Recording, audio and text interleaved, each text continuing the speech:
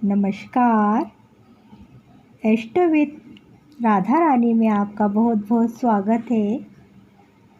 जैसा कि आप लोगों को पता ही है कि 25 जुलाई को नाग पंचमी का पर्व मनाया जाएगा। पूरे भारत देश में मनाया जाता है और उस दिन नागों की पूजा होती है।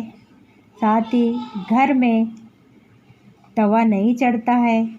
किसी के घर में दाल बाटी बनती है तो किसी के घर में खीर बनती है तो किसी के घर में और कुछ चीज़ बनती है और एक टाइम ही खाना बनता है। इसी मान्यता है कि तवा नहीं चढ़ता है और सर्पों की पूजा होती है। सुबह से ही गली मोहल्ले में लोग जो सपेरे होते हैं सांपों को पकड़कर आ जाते हैं कि नाग को दूध पिलाओ। सुबह से ही गली मोहल्ले में आवाज़ें गूंजने लगती है। पर अभी तो लॉकडाउन का समय चल रहा है और मंदिर भी बंद हैं कहीं जगह, तो अपने घर में ही पूजा पाठ करना होगी। तो नाग देवता को भी प्रसन्न करना है और कई लोगों को सर्प दोष होता है, पितृ दोष होता है, ये नागों की वजह से रहता है। नागों की विशेष तौर पर पूजा की जाती है। तो हिंदू पंचांग के अनुसार सावन महीने के शुक्ल पक्ष की पंचमी को यह नाग पंचमी के रूप में मनाया जाता है। धार्मिक मान्यताओं के अनुसार इस दिन नागों की पूजा की जाती है और उन्हें दूध भी पिलाया जाता है। नाग पूजा के 8 नाग देव माने गए हैं: अनंत, वासुकी, पद्म, महापद्म, तक्षक, कुलीर, करकट और शंख। भारत में नागों की पूजा की परंपरा काफ़ी पुरानी चल रही है। कई जगह नाग की देवताओं को मानकर पूजा की जाती है। सावन मास में आने वाला नाग पंचमी का त्यौहार भी नागों की पूजा के लिए विशेष रूप से प्रसिद्ध है। भारत में नागों की पूजा की परंपरा काफ़ी पुरानी रही है। कई जगह नाग को देवता मानकर पूजा जाता है। सावन मास में आने वाला नाग पंचमी का त्यौहार भी नागों की पूजा के लिए विशेष माना जाता है, जो इस बार 25 जुलाई को है। इस दिन लोग घर में गोबर से नाग बनाकर और मंदिर में जाकर इनकी पूजा करते हैं। मान्यता यह भी है कि इससे सर्पदंश का भी भय दूर हो जाता है और घर परिवार में सुख समृद्धि भी आती है। पूजा करने के लिए नाग की फोटो या मिट्टी की सर्प मूर्ति को भी लकड़ी की चौकी के ऊपर रख कर हल्दी, रोली, चावल, फूल चढ़ाकर नाग देवता की पूजा करें।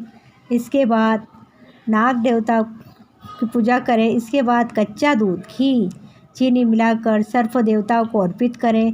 फिर उनकी आरती उतारें। इस दिन असली नाग की भी पूजा करने का भी प्रचलन है। पूजा के अंत में नाग पंचमी की कथा भी सुनी जाती है। नाग पंचमी के व्रत करने के लिए चतुर्थी के दिन से ही एक बार भोजन करें तथा पंचमी के दिन उपवास करके शाम को व्रत खोलें। हिंदू पंचांग के अनुसार सावन महीने के शुक्ल पक्ष की पंचमी को ही नाग पंचमी के रूप में मनाया जाता है। धार्मिक मान्यता के अनुसार इस दिन नागों की पूजा की जाती है और उन्हें दूध भी पिलाया जाता है। धार्मिक आस्था के नज़रिए से सावन माह का महीना बेहद पावन होता है। यह महीना भगवान शिव को अति प्रिय है। इसी महीने नाग पंचमी का पर्व भी आता है। नाग पंचमी का त्यौहार नाग देवता से समर्पित है। इस दिन नाग देव की पूजा की जाती है और व्रत रखा जाता है और भोलेनाथ के गले में भी नाग देवता हैं, वासुकी लिपटे रहते हैं। धार्मिक मान्यता के अनुसार नाग पंचमी के दिन नाग देवता की आराधना करने से भक्तों को उनका आशीर्वाद प्राप्त होता है और इस बार नाग पंचमी के दिन खास सहयोग बन रहा है। नाग की पूजा, इनकी उत्पत्ति और यह दिन खास क्यों है, इस बात का उल्लेख किया जाता है। बताया जाता है कि जब सागर मंथन हुआ था तब नागों को माता की आज्ञा न मानने के चलते श्राप मिला था। उन्हें कहा गया था कि राजा जन में जय के यज्ञ में जल कर ही ये सभी भस्म हो जाएंगे। इससे सभी घबराए हुए नाग ब्रह्मा जी के शरण में पहुंच गए। नागों में ब्रह्मा जी से मदद मांगी तो ब्रह्मा जी ने बताया कि जब नागवंश में महात्मा जक्कारु के पुत्र आस्तिक होंगे तब वह सभी नागों की रक्षा करेंगे। ब्रह्मा जी ने पंचमी तिथि को नागों की उनकी रक्षा का उपाय भी बताया था। आस्तिक मुनि ने भी नागों को यज्ञ में जलने से सावन की पंचमी को ही बचाया था। मुनि ने नागों के ऊपर दूध डालकर नागों के शरीर की शीतलता प्रदान की थी। इसके बाद नागों ने आस्तिक मुनि से कहा था कि जो भी उनकी पूजा पंचमी तिथि पर करेगा उन्हें नागदंश का भय नहीं होगा। तब से ही सावन की पंचमी तिथि को नाग पंचमी की तिथि मनाई जाती है। नाग पंचमी की कथा इस प्रकार है कि किसी राज्य में एक किसान परिवार रहता था। किसान के 2 पुत्र और 1 पुत्री थी। एक दिन हल जोतते समय हल से नाग के 3 बच्चे कुचल कर मर गए। नागिन पहले तो विलाप करती रही, फिर उसने अपने संतान के हत्यारे से बदला लेने का संकल्प किया। रात्रि को अंधकार में नागिन ने किसान, उसकी पत्नी व दोनों लड़कों को डस लिया। अगले दिन प्रातः किसान की पुत्री को भी डसने के उद्देश्य से नागिन फिर चली तो किसान कन्या ने उसके सामने दूध का भरा कटोरा रख दिया। हाथ जोड़कर क्षमा मांगने लगी। नागिन ने प्रसन्न होकर उसके माता पिता व दोनों भाइयों को पुनः जीवित कर दिया। उस दिन सावन शुक्ल पक्ष की पंचमी थी। तब से आज तक नागों के कोप से बचने के लिए इस दिन नागों की पूजा की जाती है, उन्हें दूध पिलाया जाता है। नाग देवताओं को भगवान शिव और विष्णु का सर्वाधिक प्रिय बताया गया है। नाग देवता देवों के देव महादेव भगवान शिव के गले की शोभा बढ़ाते हैं, तो वहीं वह जगत के पालनहार भगवान विष्णु की भी सैया भी है। भगवान विष्णु नाग देवता की कुंडली से बनी सैया पर ही विश्राम करते हैं। इसके साथ ही सबसे क्रूर ग्रहों में माने जाने वाले राहु को भी नाग का रूप माना जाता है। इसके कारण नाग देवता का धार्मिक महत्व काफ़ी अधिक। काल सर्प दोष से पीड़ित जातक को जीवन में कई प्रकार की कठिनाइयों का सामना करना पड़ता है, इसलिए इससे मुक्ति पाने के लिए कई उपाय बताए गए हैं। लेकिन इसके निवारण के लिए नाग पंचमी का दिन खास माना जाता है।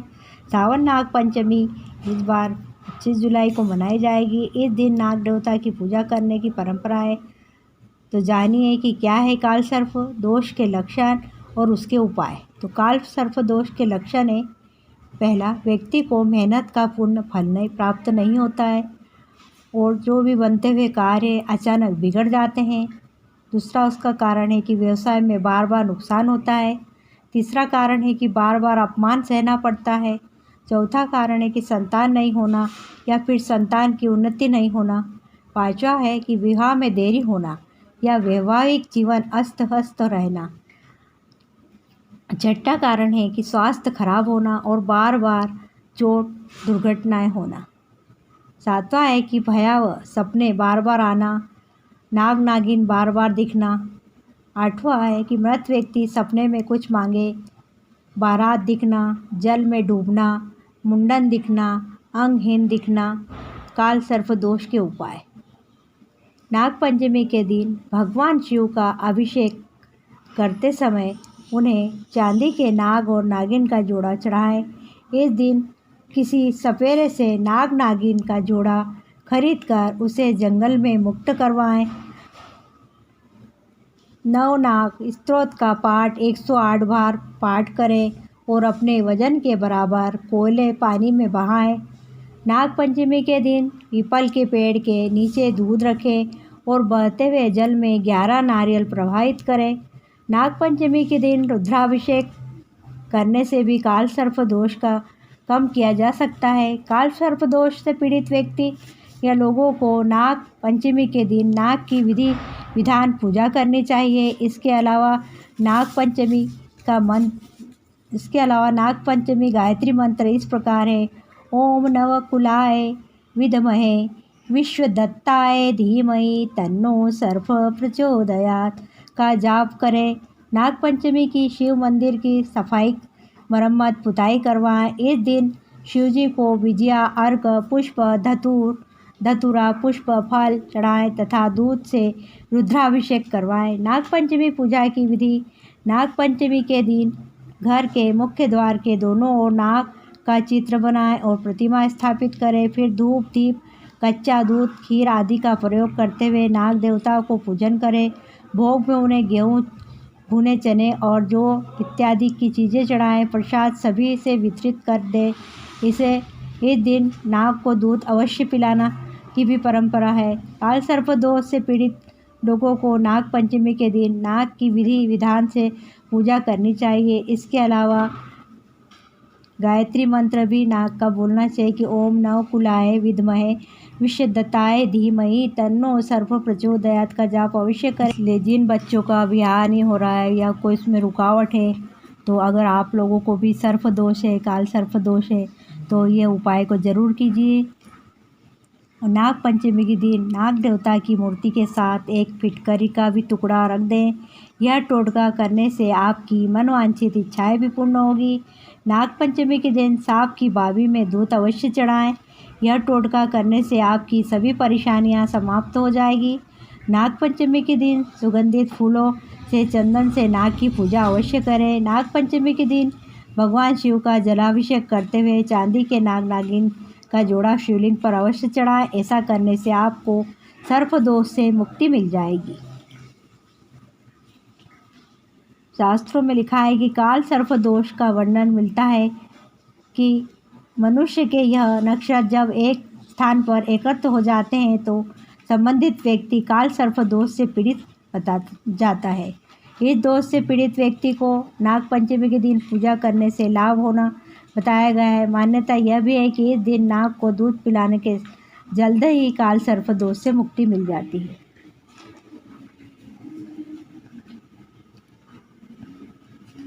आप सभी लोगों को नाग पंचमी पर्व की बहुत बहुत शुभकामना। आप लोगों को जो मैंने यह उपाय बताया है काल सर्प दोष का, तो जिनके भी विवाह में रुकावट आ रही है, जिन्हें भी काल सर्प दोष है, तो वो इस उपाय को ज़रूर करें, तो आपकी भी मनोकामना पूर्ण होगी। आपको जो भी कष्ट है तो आप इस उपाय को कर सकते हैं। साथ ही मेरे वीडियो को लाइक ज़रूर कीजिए और अभी तक आपने मेरे चैनल को सब्सक्राइब नहीं किया है तो मेरे तीनों channel astro with Radha Rani की रसोई और राधा कृष्ण की रसोई को लाइक शेयर सब्सक्राइब अवश्य करें। फिर मिलते हैं एक नए वीडियो के साथ, तब तक के लिए बाय। जय भोले बाबा, धन्यवाद।